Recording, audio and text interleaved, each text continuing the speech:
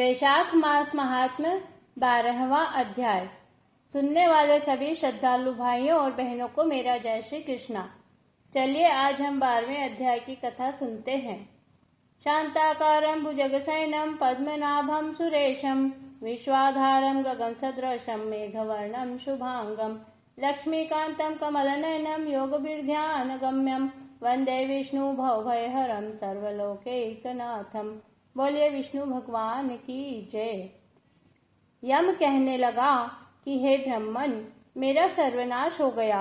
जिसका पद खंडन हो जाए उसका जीवन ही वृथा है। स्वामी सेवक को जिस कार्य पर नियुक्त करे और वह उस कार्य को न करे तथा स्वामी का धन खाता रहे तो वह काठ का कीड़ा यानी कि घुन बन जाता है। जो राजा के धन को बिना काम किए खाता है वह तिर्यक योनि में 300 कल्पवास करता है। जो अपने स्वामी के कार्य को किसी प्रकार से नहीं करता वह कौवे की योनि में पड़ता है। जो अपने स्वामी के कार्य को बिगाड़ देता है वह 300 कल्प तक चूहे की योनि को प्राप्त होता है। जो कार्य करने की सामर्थ्य होने पर भी घर में बैठ जाए और स्वामी के कार्य को न करे वह बिल्ली की योनि में पड़ता है। मैं सदैव आपकी आज्ञा अनुसार कर्म करता हूँ। मैं पुण्य कर्म करने वालों को पुण्य कर्म से और पापियों को पाप कर्म से भली भांति सोच विचार कर तथा धर्म शास्त्र के जानने वाले ऋषियों ने कल्प के आदि काल में जो यातना निश्चित की वही मैं देता हूँ। अब मैं आपका कार्य नहीं कर सकता क्योंकि राजा कीर्तिमान ने यह सब कर्म नष्ट कर दिया है। इस राजा के भय से समुद्र तक सब प्रजा वैशाख मास के कर्तव्य धर्म का पालन करती है और अन्य धर्म के कार्य पितरों का श्राद्ध, अग्नि स्टोम, होम आदि यज्ञ, तीर्थ यात्रा तथा विविध दूसरे शुभ कार्य छोड़ दिए हैं। योग, सांख्य, प्राणायाम करना, होम, स्वाध्याय सब कुछ जोड़कर अन्य अनेक प्रकार के पाप करके भी वैशाख मास में किए धर्मों के प्रभाव से वैकुंठ को चले जाते हैं। केवल वही नहीं, उनके पिता पितामह, उनके भी पिता, पितरेश्वरों के पिता, मातामह और उनके भी पिता आदि से लेकर सभी संबंधी और जनकादि के पूर्वज सभी वैकुंठ को प्राप्त हो जाते हैं। यह सब बातें मुझको दुख पहुंचाती है। भार्या के पिता तथा पितामह आदि सब ही वैकुंठ चले जाते हैं।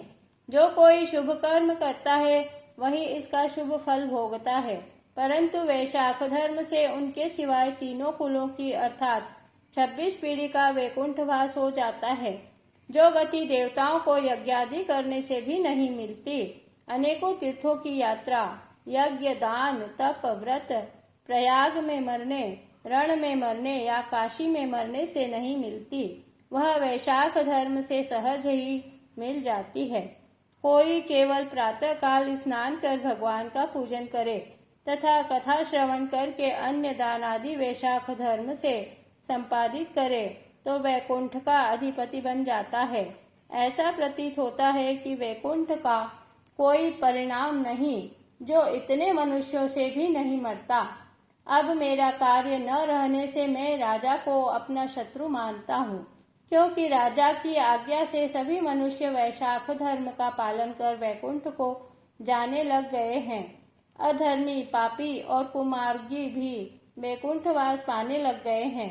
अतः इसमें संदेह नहीं कि वह राजा सारे संसार को वैकुंठ में ले जाएगा। तो फिर अब मेरी क्या आवश्यकता पड़ गई है, मेरी क्या आवश्यकता रह गई है। इसलिए यह आपका दंड और यह पद आपके चरणों में रखा है, इसको संभाल लीजिए।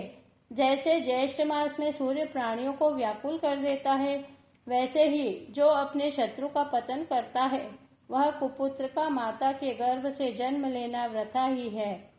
जैसे बिजली चमकती है पर उसकी कीर्ति नहीं होती, जो पुत्र अपने पिता का पाप से उद्धार नहीं करता तथा जो धर्म, अर्थ, काम और मोक्ष से विमुख होता है वह मनुष्य माता के उदर में रहकर वृथा ही उसको कष्ट देता है।